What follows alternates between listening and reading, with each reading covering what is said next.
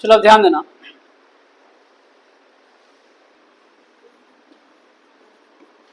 Accelerate, accelerate का meaning होता है क्या, उसके बाद हम एक्सेलरेशन का मीनिंग समझेंगे, समझ गए। क्योंकि एक्सेलरेशन बना है एक्सेलरेट से, इसी से एक और वर्ड बना है जिसका नाम है एक्सेलरेटर। क्या नाम है? एक्सेलरेटर। यहां से ज्यादा समझ में आएगा। बाइक कभी जो बॉय चलाए, गर्ल्स में तो नहीं चलाई होगी, लेकिन नाम सुनी होगी, कभी ऐसा यूज होते हुए सुना होगा अपने पापा से, भैया से, कि एक्सेलरेटर और बढ़ाओ। असलेटर बोलते हैं, है ना। हम लोग ऐसे नॉर्मली भाषा में क्या बोलते हैं? असलेटर। कि असलेटर ज्यादा देंगे, असलेटर नहीं होता है, उसका शुद्ध प्रोनाउंसिएशन क्या होगा? प्योर एक्सेलरेटर होता है। क्या होता है? एक्सेलरेटर। बट बोलते हैं नॉर्मली कि हम लोग कि असलेटर बढ़ाओ, तो असलेटर बढ़ाएंगे तो स्पीड क्या हो जाएगा? बढ़ जाता है। स्पीड क्या हो जाता है? बढ़ जाता है। तो एक्सेलरेशन जो है ना, वो यहां से रिलेटेड है। एक्सेलरेटर मतलब एक्सेलरेट, और एक्सेलरेट करने का मतलब ये होता है कि वेलोसिटी को इंक्रीज कर देना। वेलोसिटी को क्या कर देना? इंक्रीज कर देना, वेलोसिटी को बढ़ा देना होता है, समझ गए। तो एक्सेलरेशन करता क्या है? तो वेलोसिटी के वैल्यू को और इंक्रीज कर देगा। जैसा 40 किलोमीटर पर आवर चल रहा था, ठीक है, तो आप अगर एक्सेलरेट करते हैं तो 40 से 60 हो जाएगा, 70 हो जाएगा, 80 हो जाएगा। बाइक चलाते तो ये जो हाथ में राइट हैंड में रहता है वो क्या रहता है? एक्सेलरेटर ही रहता है ना। क्या रहता है? एक्सेलरेटर। और आप एक्सेलरेटर को क्या करते हैं? एक्सेलरेट करते हैं। क्या करते हैं? एक्सेलरेट करते हैं ना। और उस एक्सेलरेट करने की वजह से स्पीड क्या हो जाता है? बढ़ जाता है। क्या अचानक से बढ़ता है क्या? कभी देखा ऐसा अचानक से कि यू एक्सेलरेटर ऐसे कर दिया, इट दिया पूरा, तो हम 40 एक और 100 हो गया अचानक से? ऐसा नहीं होता। टाइम लेता है, 1 सेकंड, 2 सेकंड, 3 सेकंड, कुछ टाइम लेता है। आधे सेकंड लेगा, लेकिन कुछ ना कुछ टाइम लेगा। तो स्पीड जैसे से इंक्रीज करे, कुछ टाइम लेता है, समझ गए। बात समझ रहे हो? सुना होगा तुम लोग कभी कभी प्रचार में कि एक निंजा बाइक है या फलाने बाइक है, वो 3 सेकंड में, 5 सेकंड में, 6 सेकंड में 100 स्पीड पकड़ता है। मतलब उसको जब एक्सेलरेट करेंगे, फुल एक्सेलरेशन देंगे, तो उसका स्पीड तेजी से 100 तक बढ़ता है। तो टाइम लगता है ना स्पीड बढ़ने में, मतलब वेलोसिटी बढ़ने में टाइम लगेगा। तो इसका मतलब यह हुआ बाबू कि एक्सेलरेशन रिलेटेड है किससे? वेलोसिटी और टाइम से। एक्सेलरेशन 2 फैक्टर पर डिपेंड करेगा, वेलोसिटी और टाइम पर, समझ गए। अगर कम टाइम में ज्यादा वेलोसिटी बढ़ रहा है, मतलब उसका एक्सेलरेशन ज्यादा है। कम टाइम में, जैसे 1 सेकंड में निंजा बाइक, कोई बाइक ऐसा है 1 सेकंड में 100 स्पीड पकड़ा, तो उसका एक्सेलरेशन बहुत ज्यादा है।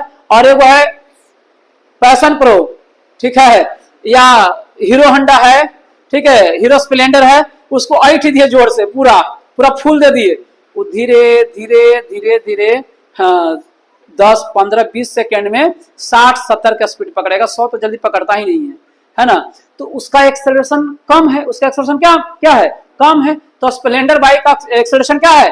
कम है। और वही आप बहुत सारा बाइक R15 है, अपाची है, लंप, बहुत सारा है ना स्पोर्ट बाइक, वो सबका एक्सेलरेशन क्या है? ज्यादा है। कम टाइम में ज्यादा स्पीड पकड़ता है।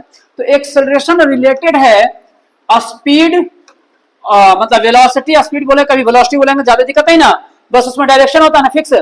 तो यहां पर एक्सेलरेशन रिलेटेड है वेलोसिटी एंड टाइम से। किससे? वेलोसिटी एंड टाइम से। तो एक्सेलरेशन को अगर डिफाइन करना हो तो ऐसे डिफाइन कर सकते हैं, velocity per unit time, velocity per unit time. और बढ़िया से इसको बोले तो ये बोलेंगे rate of change in velocity, rate of change in velocity, यानी कि change in velocity upon time को ही हम क्या कहते हैं? एक्सेलरेशन कहते हैं। सिर्फ वेलोसिटी नहीं बोलेंगे, चेंज इन वेलोसिटी बोलेंगे। क्या बोलेंगे? Change in. क्योंकि पहले ही समझ लो कि 40 वेलोसिटी है, 40 किलोमीटर पर आवर, फिर 100 हुआ तो चेंज हुआ ना 60 का, तो चेंज बोलना ज्यादा सही रहेगा, समझ गए। तो एक्सेलरेशन का क्या डिफिनेशन होगा बताओ?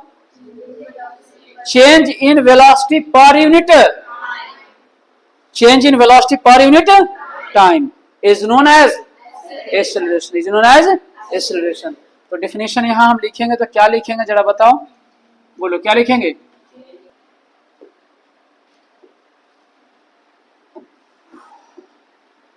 क्या लिखा हुआ है यहां पर बोलो?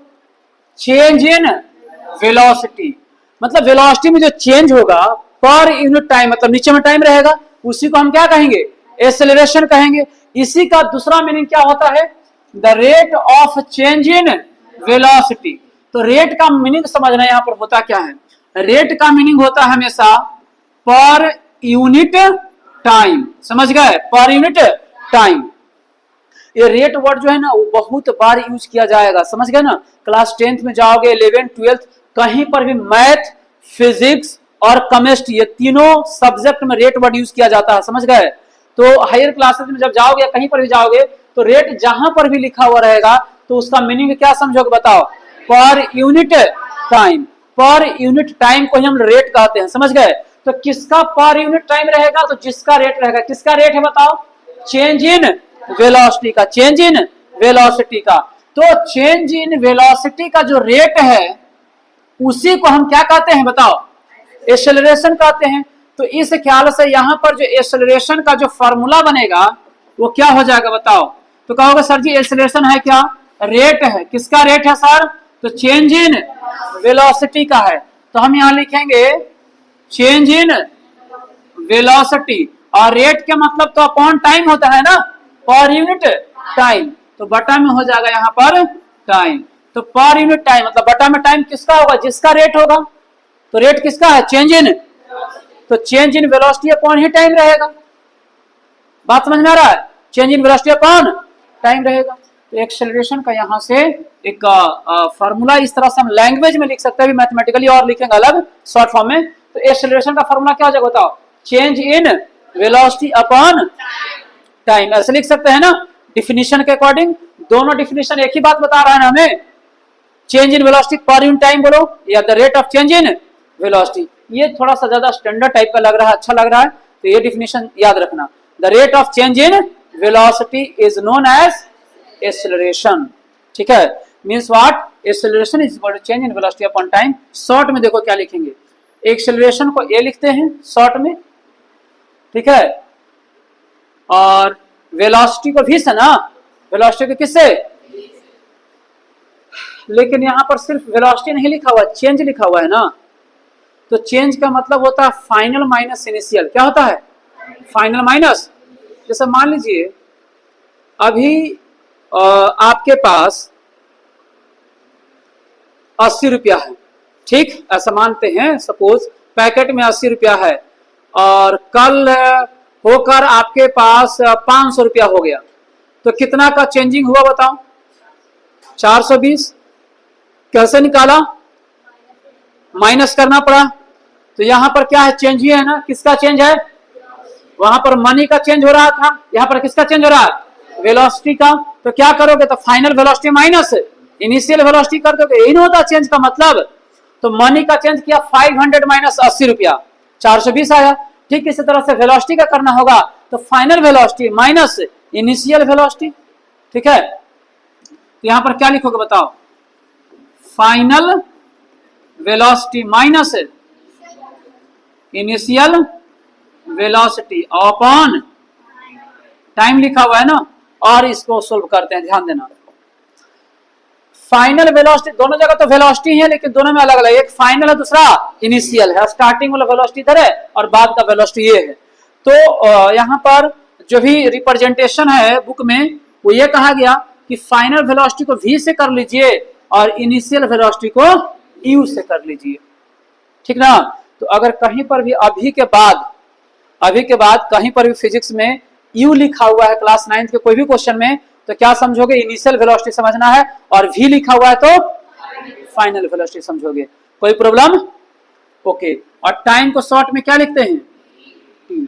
तो a का एक फार्मूला बन गया ना, क्या फार्मूला बना बताओ, v माइनस अपॉन t।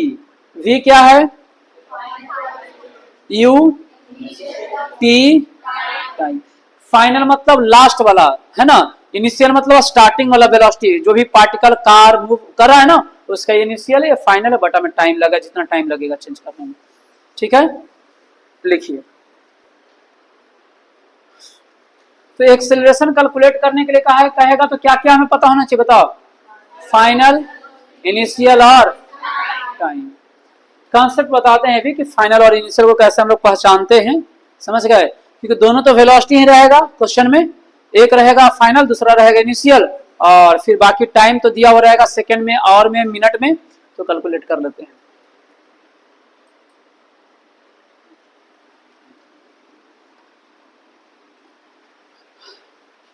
देखो यहाँ सिंस वी नो ए का वैल्यू क्या है बताओ, v minus c by t, यही ना भी हम पढ़े हैं।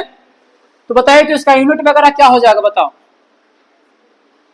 ए वी बटा टी है ना, और v का यूनिट होता है मीटर पर सेकंड, क्या होता है, और नीचे फिर से वो सेकंड है, तो देखो मीटर अपॉन सेकंड, ठीक, और बटा में फिर से क्या है, सेकंड है, तो सेकंड पलट कर यही ना रह जाएगा, तो सेकंड इंटू सेकंड, सेकंड का स्क्वायर हो जाएगा, तो फाइनल आंसर क्या मिलेगा, मीटर पर सेकंड स्क्वायर, ऐसे ही ना होगा, second into second, second square.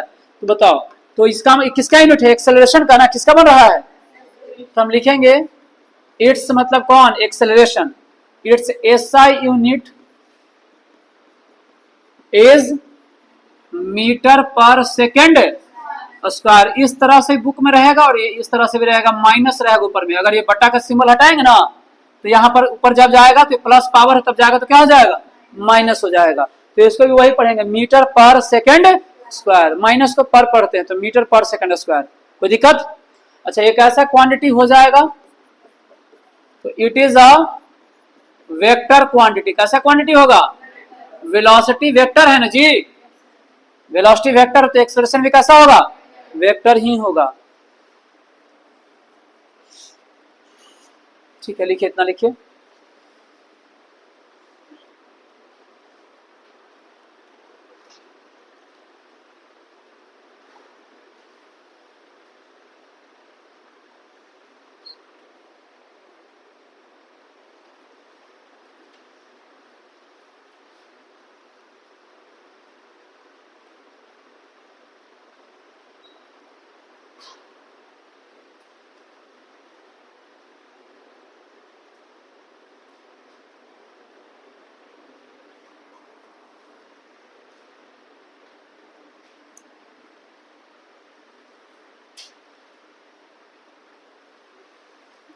जल्दी लिखो, हो गया ना,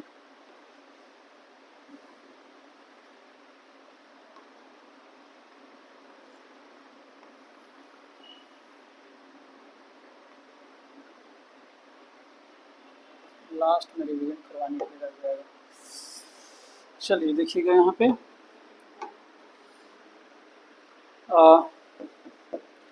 ए का फॉर्मूला क्या है, v minus c by t, cross multiply कर दो जरा इसको,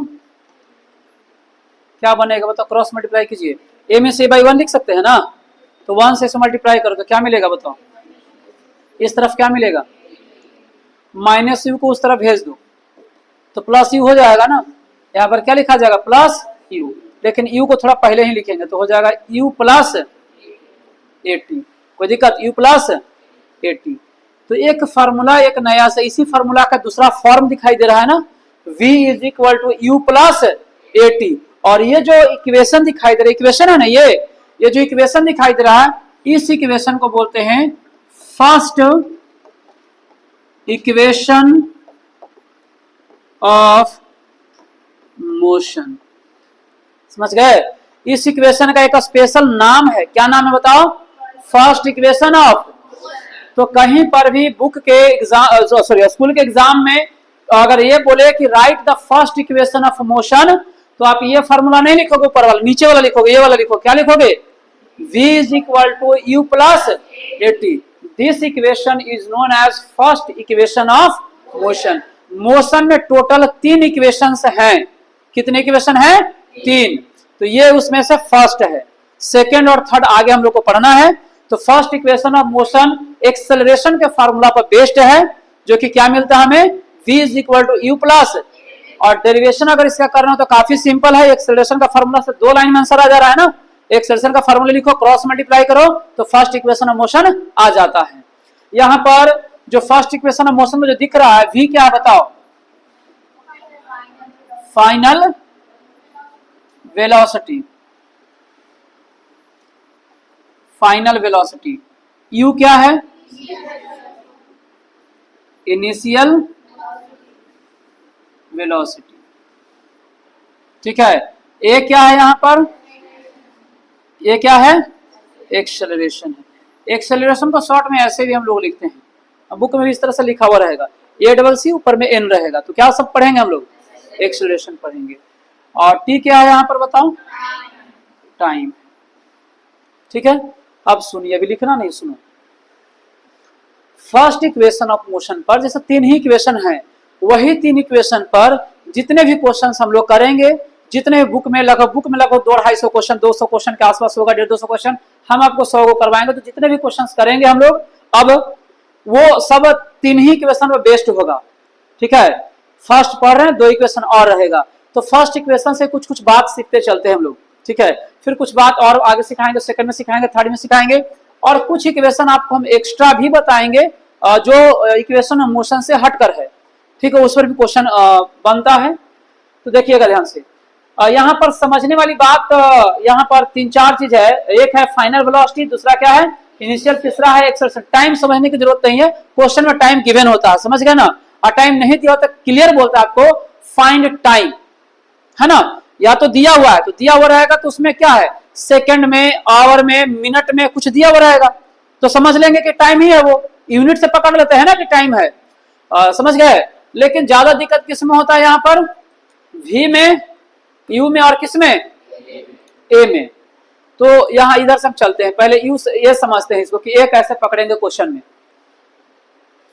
ए को पकड़ने का 2-3 तरीका है। पहला तो कि क्वेश्चन जब पढ़ोगे बढ़िया से केयरफुल होकर, तो उसमें क्लियर वे में लिखा हुआ रहेगा एक्सेलरेशन। क्या लिखा हुआ रहेगा? एक्सेलरेशन इतना मीटर पर सेकंड स्क्वायर है, क्लियर बोल देता है, तो वहां से भी समझ में आ जाएगा। ठीक है, कई बार क्या है कि लैंग्वेज में एक्सेलरेशन नहीं देता, बोलेगा rate of change in velocity इतना है, रेट ऑफ चेंज इन, तो rate of change in velocity को ही तो एक्सेलरेशन कहते हैं, अभी डिफिनेशन समझे हैं। तो कई बार वर्ड बोलेगा the rate of change in velocity is इतना, तो क्या समझेंगे हम लोग? एक्सेलरेशन। एक्सेलरेशन बोलेगा तो भी एक्सेलरेशन। या फिर आप यूनिट से पकड़ सकते हो, मीटर पर सेकंड स्क्वायर रहेगा ना, तो एक्सेलरेशन ही होगा ना, तो ये टाइम होगा, ना ही यू होगा, ना ही वी होगा, क्योंकि यू और वी का जो यूनिट होता है वो मीटर पर स्क्वायर नहीं होता है। तो स्क्वायर मिल रहा है, इसका मतलब किसका वैल्यू मिल रहा है बताओ? एक्स, ए का वैल्यू मिलेगा। किसका वैल्यू मिलेगा? ए का। तो ऐसे ही पहचान सकते हो, तो एक्सेलरेशन लिखा हो उसे पहचानो, रेट इन चेंज वेलोसिटी उसे पहचान लो, या यूनिट से भी सबसे इजी, यूनिट से ही पकड़ लो। मीटर पर सेकंड स्क्वायर है तो मतलब वो एक्सेलरेशन ही है। ठीक है, तो इसमें कोई दिक्कत, क्वेश्चन में पहचान लोगे ना। तुम लोग को सिखाया था न्यूमेरिकल बनाने का तरीका कि क्वेश्चन थोड़ा थोड़ा पढ़िए, डाटा को चुनिए, उठाइए वहां से, और पहले गिवन में लिखिए। लिखने के बाद आपको खुद दिमाग काम कर जाएगा कि कौन सा फॉर्मूला हमको लगाना चाहिए। तो ये पहचानने के लिए ना, लिखने के लिए बता रहे हैं कि कैसे पहचानेगा, तब ना लिख पाओगे। तो ये पहचान गया, कोई दिक्कत नहीं होगा इसमें। अब क्या समझना है हमें? यू और ई दोनों का यूनिट एक ही होता है, क्या? मीटर पर। फैन बंद करो जी, फैन बंद करो वहां से, ऊपर में। देखो यहाँ पर, तो मीटर पर क्या बोल रहे थे जी? ये दोनों का यूनिट क्या है? सेम, मीटर पर। तो यूनिट से इसमें नहीं दाल गलेगा, समझ गया ना, फंस जाओगे फिर, क्योंकि यू और वी दोनों का यूनिट सेम ही रहेगा, मीटर पर सेकंड, क्योंकि दोनों वेलोसिटी ही है, तो दोनों का मीटर पर सेकंड। इसमें तो कोई दिक्कत नहीं, मीटर पर सेकंड स्क्वायर रहेगा, ये हो गया। तो यू और वी को पहचानने का तरीका यह है कि क्वेश्चन को आप केयरफुल होके पढ़िए। क्वेश्चन को केयरफुल होके पढ़िएगा तभी समझ में आएगा ये बात। ठीक है, केयरफुल होके पढ़ना है। कुछ इस तरह से मान लीजिए एक एग्जांपल से समझाने की कोशिश करें, बाकी फिर क्वेश्चन जो देंगे उससे भी समझ में आएगा, क्वेश्चन करवाएंगे तो। एक कार है जो स्टेशन से मान लीजिए खुला, बस स्टैंड से चल रहा, हमने देखा तो चल रहा था मान लीजिए 5 मीटर पर सेकंड से। कार नहीं, बस मान लेते, धीरे धीरे पैसेंजर बैठाते हुए जा रहा आगे की तरफ, उसको जाना है पटना या गया, तो जा रहा गया की तरफ। तो 5, हम जब देखा बस को तो देखा कि 5 मीटर पर सेकंड से धीरे धीरे आगे बढ़ रहा है। ठीक है, फिर 1 घंटे बाद या आधे घंटे बाद, आधा घंटा बाद उसका स्पीड दिख रहा है 20 किलोमीटर पर आवर। कितना? 20 किलोमीटर। पहले कितना था, अब कितना है? 20 किलोमीटर पर आवर। तो यहां पर 2 स्पीड दिया गया ना। पहले बस को देखें तो 5 किलोमीटर था, आधे घंटे बाद कितना हो गया? 20, क्योंकि अचानक से तो होगा नहीं, वो तो टाइम लगता है ना। हाँ, तो आधे घंटे बाद इतना हो गया। तो यहाँ पर जो इनिशियल स्पीड होगा ना, वो शुरुआत वाला हो जाएगा। यू का, ये यू का जो वैल्यू होगा कितना होगा बताओ? 5, क्योंकि स्टार्टिंग में ही था। कुछ टाइम बाद आफ्टर सम टाइम जो स्पीड होगा that is called final speed 20 kilometre per hour. समझ गए? अब इसको देखकर, इस एग्जांपल को देखकर तुम लोग गलत गेसिंग मत कर लेना कि ज्यादा वैल्यू है तो फाइनल और कम वैल्यू है तो इनिशियल, ये कोई जरूरी नहीं है। हो सकता है आपने बस को देखा हाईवे पर, मतलब t बराबर 0 पर देखे जिस समय, वो t बराबर 0 मतलब इनिशियल टाइम है, ठीक है, t बराबर 0, तो आपने बस को देखा 60 किलोमीटर पर आवर, फिर आधे घंटे बाद देखा, ब्रेक लगाया होगा और दिख रहा स्पीड 2 किलोमीटर पर आवर, तो इसमें इनिशियल स्पीड कौन जी 60 और फाइनल 2। समझ गए ना? तो ये दिमाग में नहीं बैठाना है कि इनिशियल हमेशा कम होगा और फाइनल ज्यादा होगा, कोई जरूरी। और स्टार्टिंग में तेज में गाड़ी रहेगा, बाद में ब्रेक मारकर स्लो कर लेगा। समझ गए ना? तो क्वेश्चन से पता चलेगा आफ्टर सम टाइम जो रहेगा ना वर्ड, कि कुछ देर बाद ऐसा हुआ, तो कुछ देर बाद वाला ही फाइनल होगा और उसके पहले जो है से क्या रहेगा, इनिशियल ही रहेगा। क्या रहेगा? इनिशियल रहेगा। समझ गए? कोई दिक्कत? तो एक कॉन्सेप्ट समझ में आया कि कैसे हम पकड़ते हैं, ठीक है? तो ई और भी को पहचानने का एक तरीका सीख लिया ना, बाकी कुछ देर बाद, और ए का पहचानने का तरीका भी सीख लिया।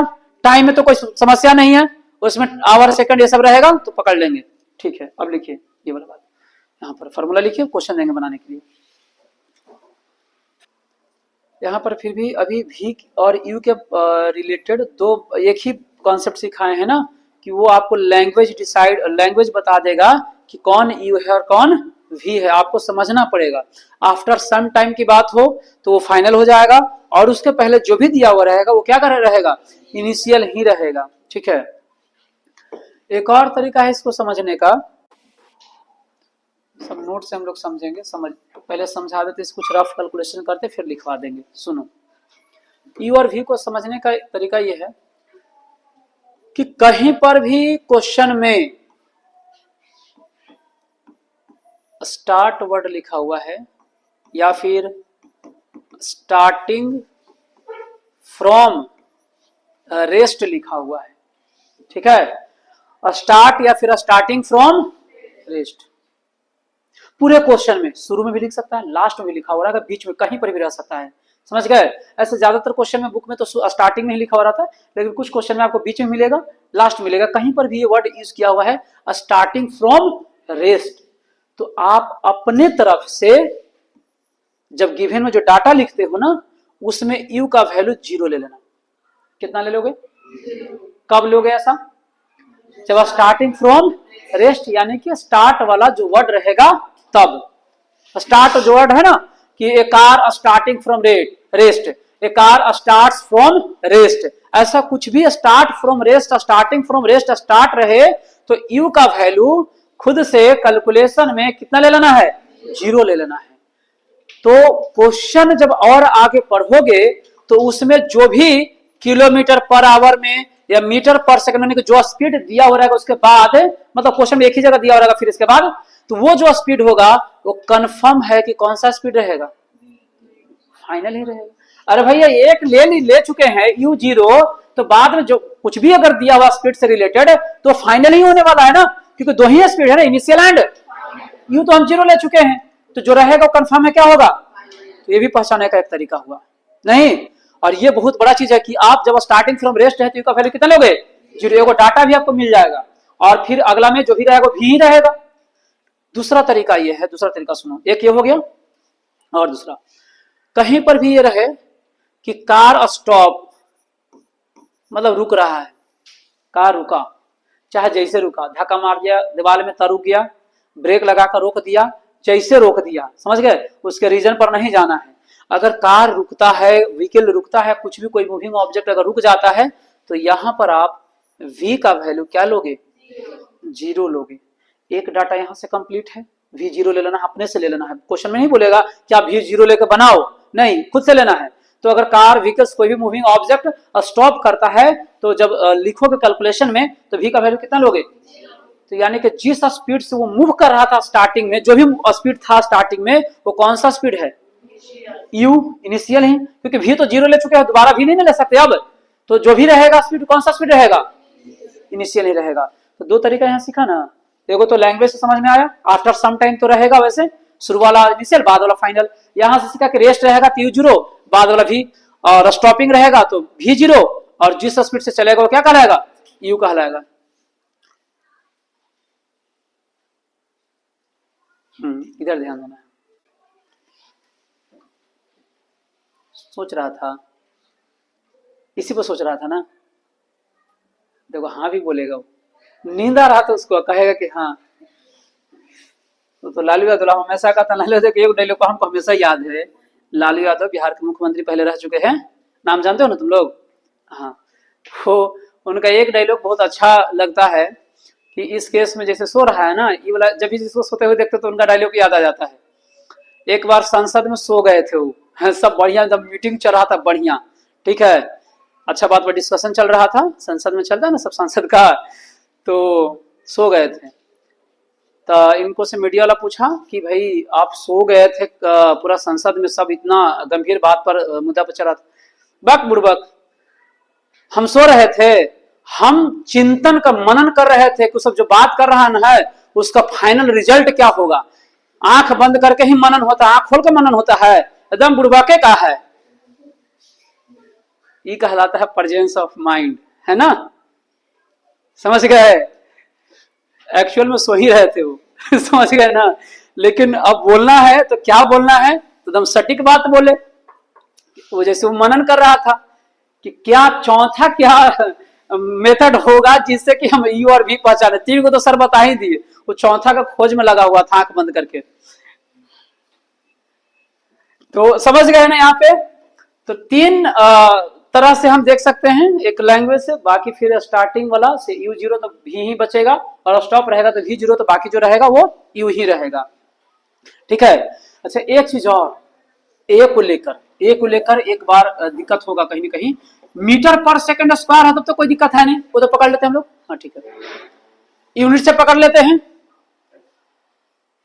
दूसरा एक तरीका है, ए कभी कभी फंसता है बच्चा, तो ए के लिए एक नोट है बहुत बढ़िया, क्या कि when a body is moving with constant velocity, when a body is moving with constant, तो कहीं पर भी वर्ड ए यूज किया हुआ है कांस्टेंट। कांस्टेंट के एक और वर्ड बोले थे ना, यूनिफॉर्म बोलते हैं ना, क्या बोलते हैं हम लोग, यूनिफॉर्म, ठीक है। तो कोई जब भी कांस्टेंट है, यूनिफॉर्म वेलोसिटी हुआ, स्पीड नहीं, ध्यान रखिएगा, स्पीड की बात नहीं कर रहे हैं, किसका बात कर रहे हैं, इसके पास डायरेक्शन होता है। तो कांस्टेंट या यूनिफॉर्म वेलोसिटी बोल दिया गया ना, तो आप जब कैलकुलेशन करोगे तो अपने मन से यहां पर मतलब क्या ले लोगे, ये का वैल्यू 0 ले लोगे, समझ गए। तो कांस्टेंट या यूनिफॉर्म वेलोसिटी से कोई व्हीकल मूव करता है तो ए का वैल्यू कितना कंसीडर किया जाता है, 0 किया जाता है। वैसे भी समझो ना, ए का फार्मूला होता है ना v-c/t, दोनों सेम ना रहेगा कांस्टेंट में, हाँ, तो घट कर कितना हो जाएगा, 0, 0/t तो 0 ही ना। तो कांस्टेंट या यूनिफॉर्म वेलोसिटी रहे तो ए का वैल्यू कितना कंसीडर करोगे, 0। कैलकुलेशन में ए का वैल्यू कितना ले लोगे, 0 ले लोगे, समझ गए, कोई दिक्कत।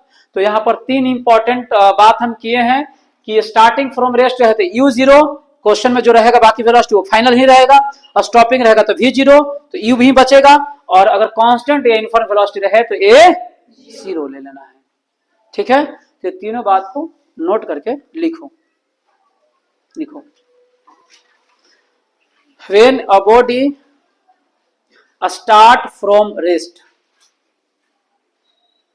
when a body starts from rest, when a body starts from rest, when a body starts from rest, then its initial speed is 0, then its initial speed is 0,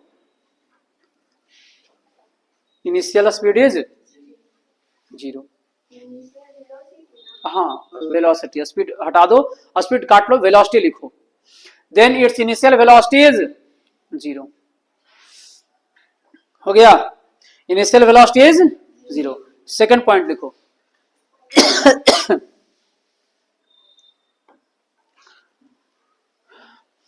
when a moving body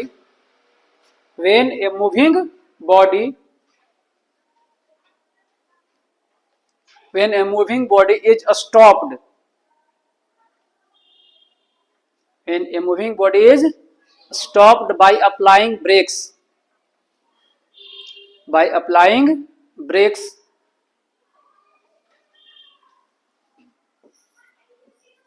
और bracket में लिख लेना और any other cause, कोई भी कारण हो सकता है, और भी कोई भी कारण हो सकता है।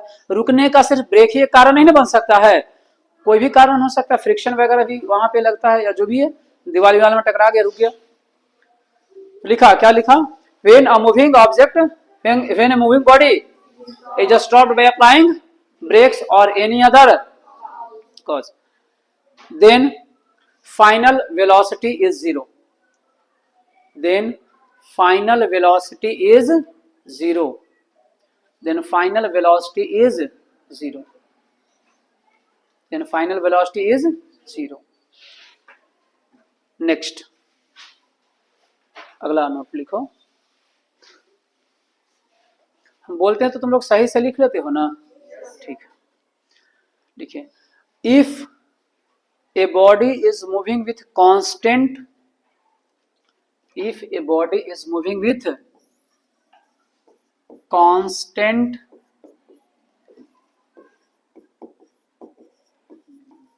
और यूनिफॉर्म, देखो यहाँ लिखा हुआ है when a body is moving with constant or uniform velocity, constant or uniform velocity, then its acceleration is zero.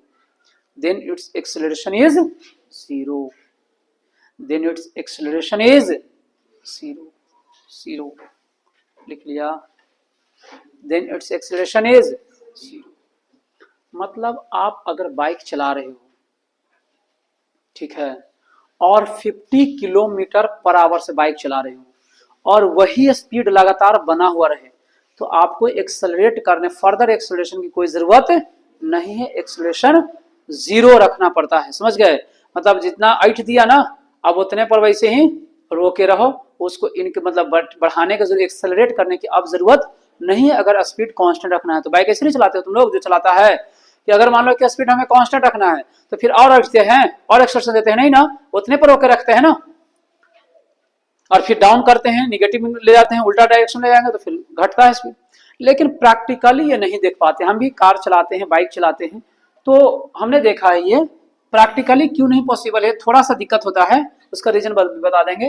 जैसे मान लीजिए कि आपका जो बाइक या कार है वो 50 किलोमीटर पर आवर से चल रहा है, ठीक, 50 kilometre per hour constant velocity को रखने के लिए, स्पीड यहाँ पर वेलोसिटी रखने के लिए एक्सेलरेशन तो जीरो रखना पड़ता है। क्या रखना पड़ता है?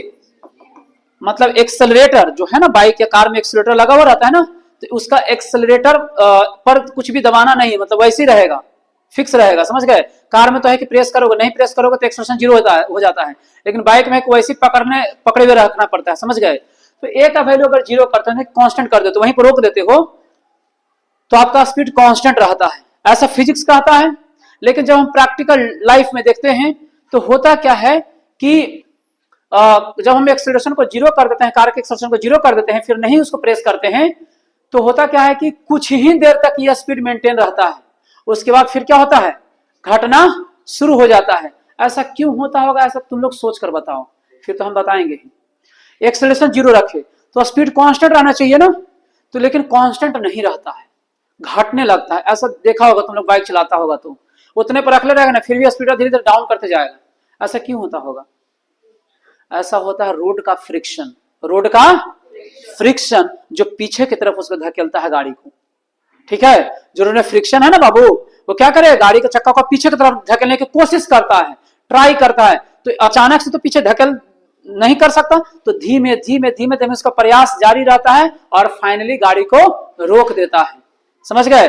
जबकि अगर ऐसा फ्रिक्शन नहीं होता तो यहाँ पर फ्रिक्शन नहीं होता तो पहले तो कार ही नहीं चलता, ठीक है। लेकिन ऐसा अगर हम माने आइडियल केस कि ए का वैल्यू जीरो रखेंगे तो स्पीड क्या रहेगा, कांस्टेंट रहेगा। स्पीड क्या रहेगा, कांस्टेंट, क्योंकि कांस्टेंट स्पीड है तभी एक्सेलरेशन जीरो है। लेकिन ये प्रैक्टिकली ये पॉसिबल नहीं हो पाता। समझ गए? आपको कुछ ना कुछ एक्सेलरेशन रखना पड़ेगा तभी 50 रहता है।